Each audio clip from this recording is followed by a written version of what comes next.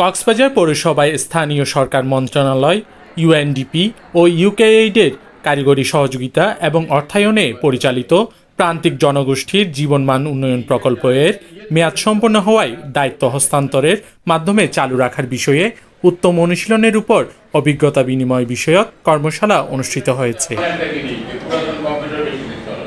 রবিবার সকালে কক্সবাজার পৌরসভা মিলনায়তনে এই কর্মশালা অনুষ্ঠিত হয়। প্রধান অতিথি হিসেবে অনুষ্ঠানের উদ্বোধন করেন কক্সবাজার পৌরসভার প্রধান নির্বাহী কর্মকর্তা AKM তারিকুল আলম। এই সময় তিনি বলেন, এই প্রকল্পের মাধ্যমে নারীদের ক্ষমতায়ন ও নেতৃত্ব তৈরি হচ্ছে। এটি চলমান রাখার জন্য সমিতিভিত্তিক সঞ্চয়, কম্পিউটার সহ বিভিন্ন দক্ষতামূলক ট্রেনিং কার্যক্রম চলমান রাখা হবে। এটা আপনার জমানো টাকা, আপনি কি টাকা এখান থেকে তুলে নিতে পারবেন না? পারবেন কিনা? যদি কারো প্রয়োজন হয় তিনি এখানে থাকবেন না, হইলো যে এরকম এগুলো যে ওনার ফ্যামিলি হয়তো বা এখন এখানে আছে, উনি হয়তো এখান থেকে চলে গেলেন অন্য জায়গায়, তো তাহলে অন্য জায়গায় চলে গেলে তো তিনি তো আর টাকাটা এখানে রাখবেন না, তিনি নিয়ে চলে যাবেন, এটাও কোনো সমস্যা নেই। তাহলে আমাদের লক্ষ্য হলো আমাদের সিডিসিতে সদস্য সংখ্যা বাড়ানো, সিডিসির সংখ্যা বাড়ানো, আমাদের ট্রেনিং গুলো কমপ্লিট করা, আমাদের যে সঞ্চয়টাকে বৃদ্ধি করা। কক্সবাজার পৌরসভার তত্ত্বাবধানে 2018 সালের জুলাই থেকে শুরু হওয়া এই প্রকল্পের মাধ্যমে শহরের দরিদ্র জনগোষ্ঠীর সংগঠন তৈরি, দক্ষতা বৃদ্ধি, দুর্যোগ মোকাবেলায় অবকাঠামো নির্মাণ, শিক্ষা ও জীবিকা নির্বাহে আর্থিক এবং পুষ্টিগত সহযোগিতা দিয়ে আসছিল। এই প্রকল্পের আওতায় 13,450 জন সক্রিয় মহিলা ভলেন্টিয়ার রয়েছে, যারা একে অপরের সহযোগিতা ছাড়াও বিভিন্ন সমিতি তৈরির মাধ্যমে নিজেদের আর্থিক উন্নতি সাধন করছে।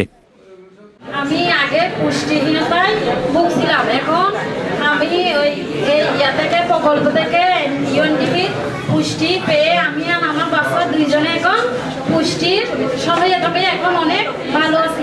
অনুষ্ঠানে বিশেষ অতিথির বক্তব্য রাখেন 1 নং ward councillor SIM Akhtar Kamal Azad, 2 নং ওয়ার্ড কাউন্সিলর মিজানুর রহমান, 12 নং ওয়ার্ড কাউন্সিলর MM মঞ্জুর, সংরক্ষিত মহিলা কাউন্সিলর শাহিনা আক্তার পাখি ও জাহিদ আক্তার।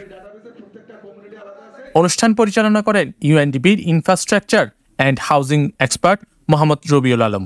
আমাদের এই কাজগুলোর এই সিডিসি লিডাররা তাদের দক্ষতা আমরা ট্রেনিং দিছি বিভিন্ন, আবার তাদের পরিবারে গরিব সদস্য যারা আছে, অ্যাপ্রেন্টিস, বিজনেস গ্রান্ট, পুষ্টি সহায়তা, বিজনেস কার্ড, ড্রাইভিং, এগুলো আমরা প্রশিক্ষণ দিয়েছি, সেগুলোর মাধ্যমে তারা এখন নিজেরা স্বাবলম্বী হয়েছে। অনুষ্ঠানে সমিতির সদস্যরা প্রকল্পের মাধ্যমে সফলতার গল্প তুলে ধরেন। ব্যবসা করতে পারছিলাম না টাকার কারণে, এখান থেকে 10,000 টাকা পেয়েছি, আমি আমার নিজের থেকে কিছু দিয়ে আমি ব্যবসাটা শুরু করেছি। শুরু করে আমি যেরকম ডিজাইন এবং অর্ডার দেয় আমি তা বানাই দিই। ব্যবহারিক থেকে আমি 4,000 টাকা অনুদান পেয়েছি। এই টাকা নিয়ে আমি একটা সেলাই মেশিন দিয়ে আমার পরিবার স্বামীর আমি হেল্প করছি। যে ইচ্ছাটা আমার ছিল ওটা আমি এই LIB প্রজেক্ট থেকে আমি পূরণ করতে পারছি, কারণ আমাকে 10,000 টাকা অনুদান দেওয়া হয়েছিল। তারপরে আমি আর কিছু যুক্ত করে আমি একটা কাপড়ের ব্যবসা শুরু করি।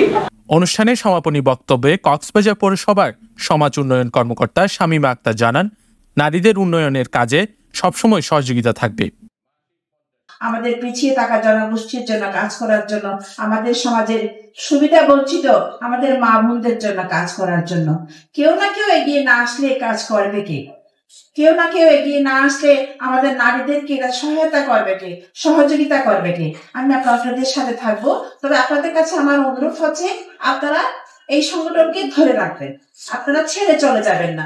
কর্মশালার মুক্ত আলোচনায় প্রকল্প বন্ধ হওয়ার পরে সঞ্চয় এবং ঋণের উপর তদারকি ব্যবস্থা, কমিউনিটি প্ল্যাটফর্মের দীর্ঘমেয়াদী কার্যকারিতা, উদীয়মান নতুন শহরের দরিদ্রতা বিমোচন সহ বিভিন্ন চ্যালেঞ্জ উঠে আসে। News desk, CCN।